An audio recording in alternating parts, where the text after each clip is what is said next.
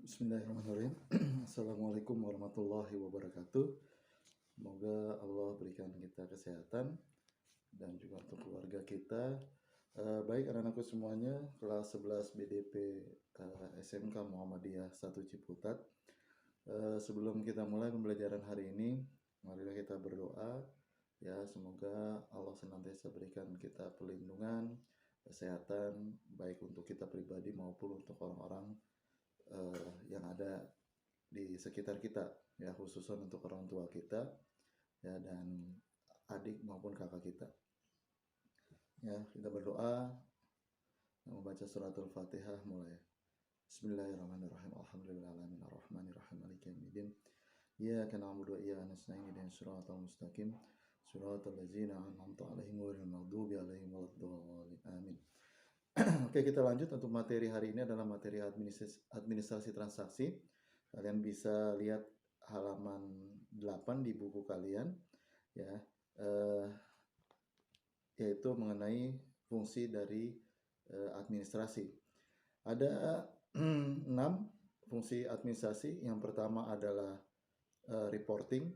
Reporting adalah penyampaian sebuah laporan, ya, dari tugas dan fungsi pejabat, ya, yang ada baik secara lisan maupun tulisan, ya, untuk melihat bagaimana gambaran pekerjaan dari orang tersebut. Yang kedua adalah budgeting. Nah, budgeting ini adalah aktivitas yang mengelola dan perencanaan yang berkepanjangan yang berhubungan dengan keuangan atau anggaran. Ya, jadi setiap kegiatan itu nanti harus dibuatkan anggarannya. Nah, itulah yang disebut dengan budgeting, ya, kaitannya dengan keuangan. Yang berikutnya ada staffing, yaitu salah satu fungsi dari manajemen menyusun personalia, ya, bagaimana kita bisa menempatkan orang yang pas di posisi yang pas, atau kalau dalam istilah kerennya yaitu the right man on the right place. Jadi orang yang tepat di tempat yang tepat. Yang berikutnya adalah directing atau pengarahan, ya, bagaimana manajemen itu berinteraksi antara atasan dengan bawahan, antara atasan bagaimana dia bisa memberikan pengarahan kepada bawahannya, ya, sehingga pekerjaan-pekerjaan itu bisa dikerjakan dengan baik dan sesuai dengan apa yang diharapkan. Yang berikutnya adalah planning atau perencanaan, ya. Jadi setiap kegiatan itu harus diawali dengan perencanaan, ya, supaya apa yang akan dijalankan itu bisa berjalan dengan baik, ya. Jadi Bapak ambil contoh sederhana, misalnya kamu ingin berangkat ke sekolah, mau berangkat jam berapa itu direncanakan supaya tidak terlambat, ya. Kemudian mau berangkatnya pakai apa, ya, apakah mau naik angkot atau mau naik motor dan sebagainya, atau mau di naik Gojek dan sebagainya. Itu adalah bagian dari sebuah rencana, ya, supaya bisa sampai ke tujuan dengan tepat waktu, tidak terlambat, dan selamat sampai tujuan. Itu yang maksudnya planning yang sederhana. Jadi semua kegiatan harus diawali dengan perencanaan. Kemudian yang keenam yaitu adalah organizing atau pengorganisasian. Ini adalah suatu aktivitas menyusun dan membangun suatu komunikasi, ya, ini antar anggota. Jadi kalau tadi directing lebih cenderung dari atasan ke bawahan, nah untuk organizing ini itu semuanya dari atas ke bawah, kemudian antara yang pekerja atau pegawai yang satu level itu juga diadakan sebuah komunikasi, ya, komunikasi kerja sehingga bisa berjalan dengan baik. Kemudian yang berikutnya adalah coordinating, merupakan fungsi dari manajemen yang melakukan sejumlah aktivitas agar berjalan dengan baik dengan menjauhi terjadinya suatu kekacauan, bentrok, kekosongan aktivitas yang dilaksanakan dengan menghubungkan, menyatukan, dan menyesuaikan. Jadi ibarat kalau bahasa sederhananya kita bisa berkoordinasi, ngobrol satu dengan yang lainnya supaya tidak terjadi tumpang tindih antara satu pekerjaan dengan yang lain, atau ada miskomunikasi karena tidak tahu itu adalah pekerjaan yang sudah dikerjakan oleh dia tapi kita kerjakan lagi. Kenapa? Karena tadi tidak ada koordinasi, ya. Itu adalah fungsi dari administrasi. Jadi ada 7. Bapak review sedikit. Ada reporting, budgeting, staffing, directing, planning, organizing, dan coordinating. Ya. Kemudian yang berikutnya adalah penyelenggaraan administrasi. Nah, ini nanti dibagi menjadi dua. Yang pertama adalah sistem pencatatan periodik. Jadi berdasarkan periode per periode, ya, apakah 3 bulan, apakah 6 bulan, atau 1 tahun gitu ya. Sedangkan yang kedua adalah sistem pencatatan secara terus-menerus.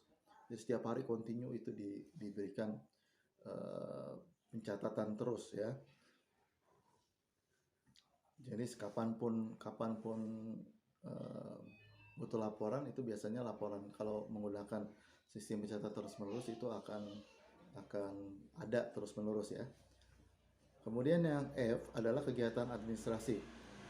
Ya, kegiatan administrasi meliputi surat menyurat, ya, kemudian keuangan, kepegawaian, pergudangan, produksi, pemasaran, dan sebagainya. Ya, jadi itu semua terkait dengan yang disebut dengan administrasi. Jadi semua bidang di dalam perusahaan itu menggunakan yang namanya kegiatan administrasi, ya. Jadi tidak ada yang tanpa ada kegiatan administrasi.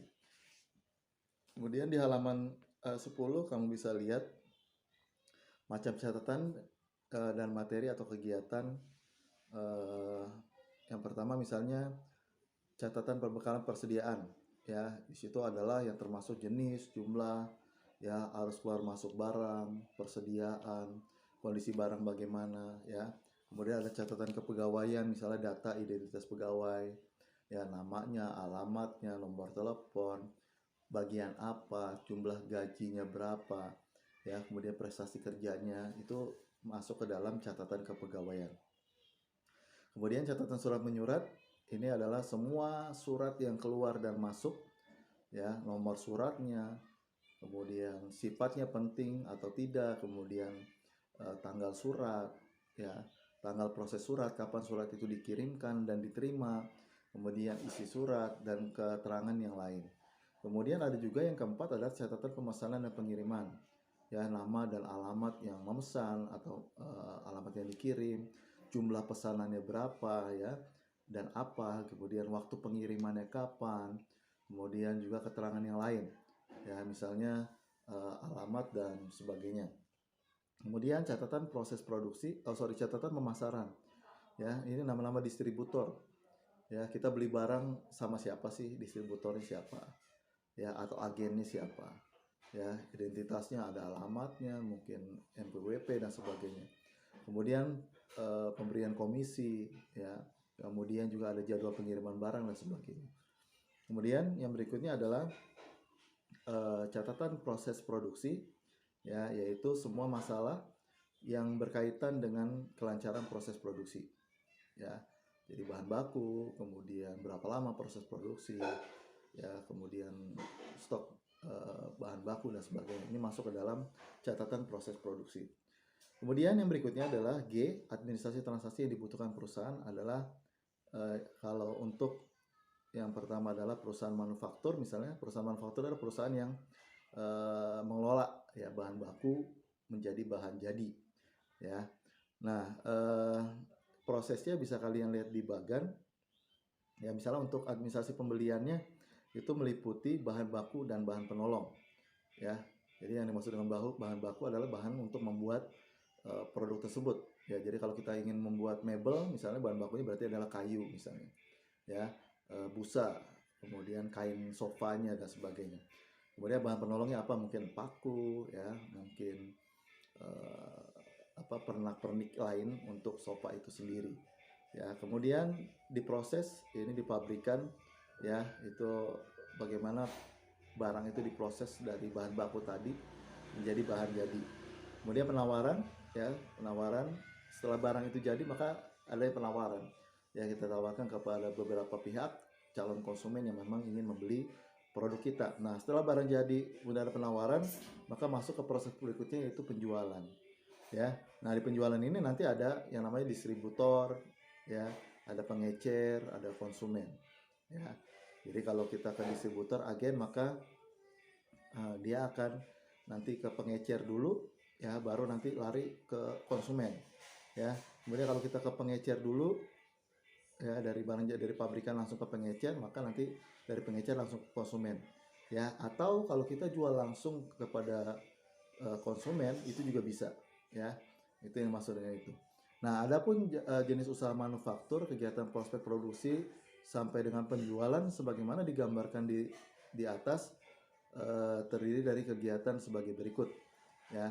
Yang pertama adalah pembelian bahan baku dan bahan penolong, kemudian bahan baku diolah menjadi barang jadi, kemudian barang jadi disortir dan disimpan di gudang, barang jadi ditawarkan kepada berbagai saluran distribusi, ya tadi bisa ke distributor, bisa pengecer, atau bisa langsung kepada konsumen. Kemudian barang jadi dijual melalui perantara penjualan seperti distributor, agen, grosir, pengecer, atau langsung dijual kepada konsumen, ya. Oke, kemudian yang kedua, kalau tadi perusahaan manufaktur, maka yang kedua adalah perusahaan jasa. Nah, perusahaan jasa adalah usaha yang kegiatannya memproduksi produk yang tidak berwujud, ya, makanya disebut dengan jasa, ya. Nah, dengan tujuan mendapatkan laba atau keuntungan. Ya, misalnya kita ambil contoh adalah misalnya cukur rambut, laundry, ya dokter, itu adalah kegiatan-kegiatan yang menawarkan jasa, ya, atau menjual jasa. Nah, jasa ini tidak perlu gudang, ya, untuk menyimpan barang, karena jasa itu disalurkan secara langsung dari pemilik keterampilan jasa tadi kepada konsumennya. Nah, kamu bisa lihat di bagannya di halaman 11, ya, maka bisa lihat di sana ada, kalau untuk pembeliannya tenaga ahli atau alat bantu fasilitas. Jadi tenaga ahli adalah orangnya, ya. Misalnya tukang cukur rambut, ya berarti dia orangnya.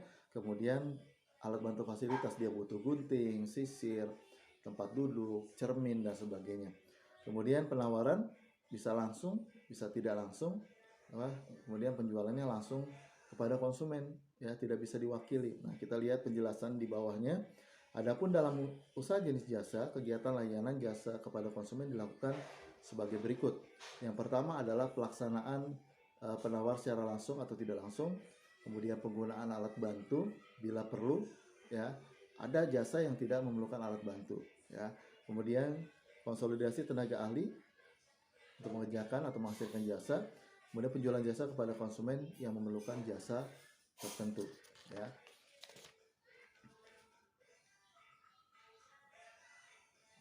Ya, mungkin untuk sementara pertemuan kali ini Bapak akhiri dulu, ya. Untuk lebih jelasnya kalian bisa baca kembali buku kalian, ya, atau cari referensi lain kaitan dengan materi ini di media yang lain seperti di YouTube atau mungkin di internet yang lain, ya. Ya, selamat belajar, tetap semangat, ya. Jangan lupa untuk tetap melaksanakan sholat 5 waktu, ya. Kemudian tetap jaga prokesnya, ya. Jangan sampai kita terhindar, ya. Semoga kita bisa terhindar dari pandemi ini, kita dan keluarga kita, ya. Bapak akhiri sekian, terima kasih, ya. Tetap semangat dalam belajar, ya. Insya Allah pandemi ini segera berakhir dan kita bisa segera bertatap muka. Terima kasih. Assalamualaikum warahmatullahi wabarakatuh.